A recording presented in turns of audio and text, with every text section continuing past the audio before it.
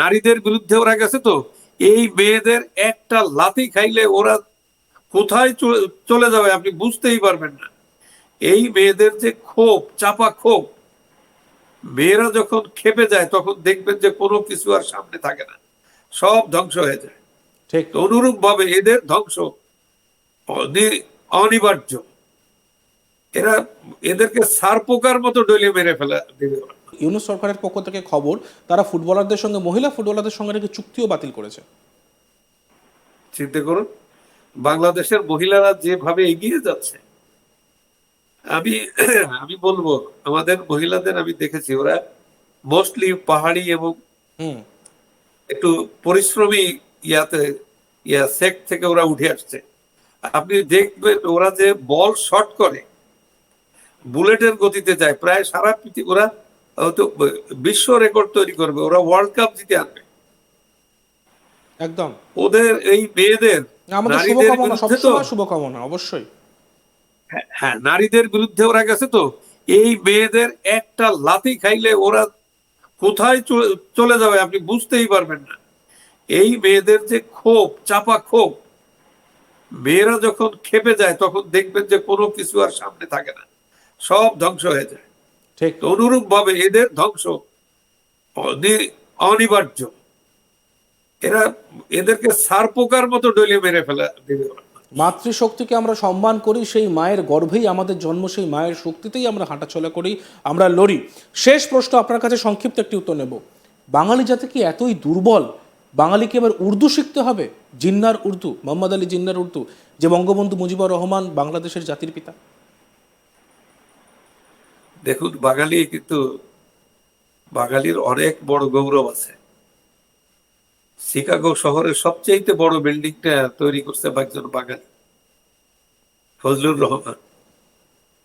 বাঙালি কে নাই আমাদের?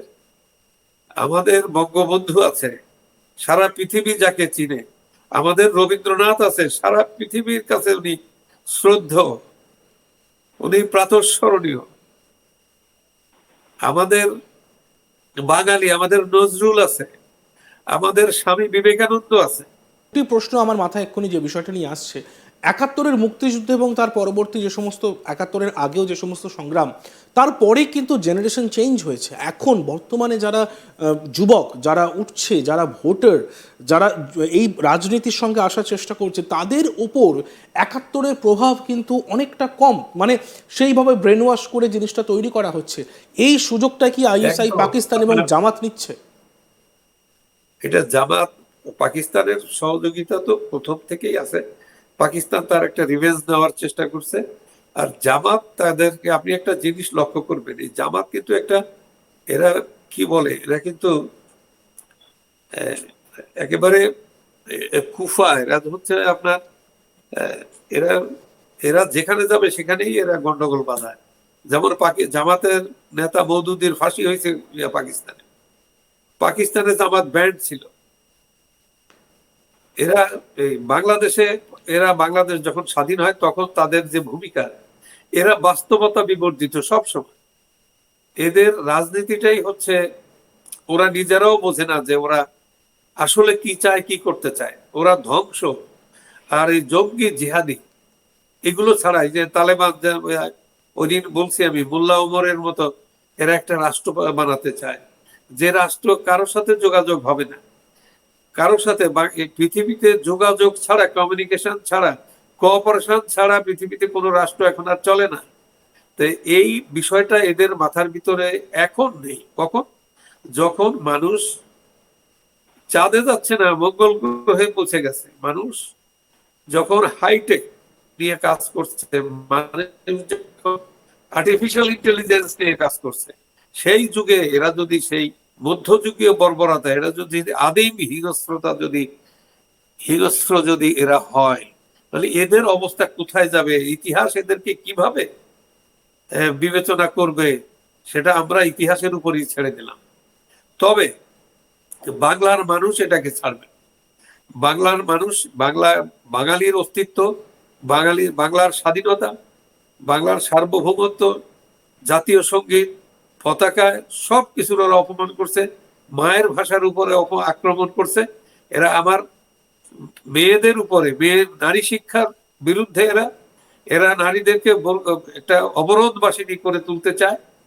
তো এদের বিচার আপনি ফুটবলারদের দেখবেন। সঙ্গে আমার চুক্তিও বাতিল মনে হয় করেছে 21-এ পদক দেওয়ার পরেই, কয়েক ঘন্টা পরেই ইউনূস সরকারের পক্ষ থেকে খবর তারা ফুটবলারদের সঙ্গে, মহিলা ফুটবলারদের সঙ্গে নাকি চুক্তিও বাতিল করেছে। চিন্তা করুন, বাংলাদেশের মহিলারা যেভাবে এগিয়ে যাচ্ছে, আমি আমি বলবো আমাদের মহিলাদের আমি দেখেছি ওরা মোস্টলি পাহাড়ি এবং হুম। একটু পরিশ্রমী ইয়াতে সেক্ট থেকে ওরা উঠে আসছে।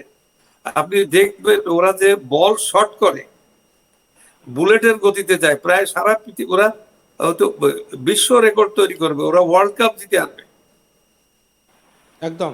ওদের এই মেয়েদের, আমাদের নারীদের শুভকামনা, বিরুদ্ধে তো, সবসময় শুভকামনা, অবশ্যই। হ্যাঁ নারীদের বিরুদ্ধে ওরা গেছে তো, এই মেয়েদের একটা লাথি খাইলে ওরা কোথায় চলে যাবে আপনি বুঝতেই পারবেন না। এই মেয়েদের যে ক্ষোভ, চাপা ক্ষোভ, মেয়েরা যখন খেপে যায় তখন দেখবেন যে কোনো কিছু আর সামনে থাকে না, সব ধ্বংস হয়ে যায়। ঠিক। তো অনুরূপ ভাবে এদের ধ্বংস অনিবার্য। এরা এদেরকে সার পোকার মতো ডলে মেরে ফেলা দেবে। মাতৃশক্তিকে আমরা সম্মান করি, সেই মায়ের গর্ভেই আমাদের জন্ম, সেই মায়ের শক্তিতেই আমরা হাঁটাচলা করি, আমরা লড়ি। শেষ প্রশ্ন আপনার কাছে, সংক্ষিপ্ত একটি উত্তর নেব। বাঙালি জাতি কি এতই দুর্বল? বাঙালিকে এবার উর্দু শিখতে হবে, জিন্নার উর্দু, মোহাম্মদ আলী জিন্নার উর্দু, যে বঙ্গবন্ধু মুজিবুর রহমান বাংলাদেশের জাতির পিতা? দেখুন, বাঙালির অনেক বড় গৌরব আছে। শিকাগো শহরের সবচেয়ে বড় বিল্ডিংটা তৈরি করছে একজন বাঙালি, ফজলুর রহমান। বাঙালি কে নাই আমাদের? আমাদের বঙ্গবন্ধু আছে, সারা পৃথিবী যাকে চিনে। আমাদের রবীন্দ্রনাথ আছে, সারা পৃথিবীর কাছে উনি শ্রদ্ধেয়, উনি প্রাতঃস্মরণীয়।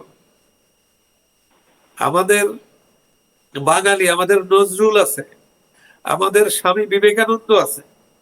বাঙালির যে কত বাঙালি যে কত রিচ, এটা আপনি হিসেব খাতা নিয়ে বসেন, তারপরে দেখবেন যে বাঙালি পৃথিবীর সব জাতির চাইতে বাঙালি অনেক অনেক দিক থেকে শ্রেষ্ঠ। একদম। না, আমি সেটাই আপনাকে জানছিলাম যে বাঙালিকে কি এবার উর্দু শিখতে হবে, কারণ বাংলাদেশে যা চলছে। বাঙালি কোনোদিনই উর্দু শিখবে না। বেশ। পাকিস্তানিরা বাংলা শেখা শুরু করবে, আপনি দেখবেন পাকিস্তানিরা এসে বাংলা শেখা শুরু করবে যে আমাদেরকে একটু কোথাও তো জায়গা নেই, পৃথিবীর কেউ আমাদের নেয় না, তোমরা ভাই হিসেবে যদি একটু জায়গা দাও। তো আগে তো ভারত হয়ে আসতে হবে। হুম। ভারতকে যদি কনভিন্স করতে পারে তাহলে বাংলাদেশে আসতে পারে, তা নাহলে তো কমিউনিকেশন নাই তো।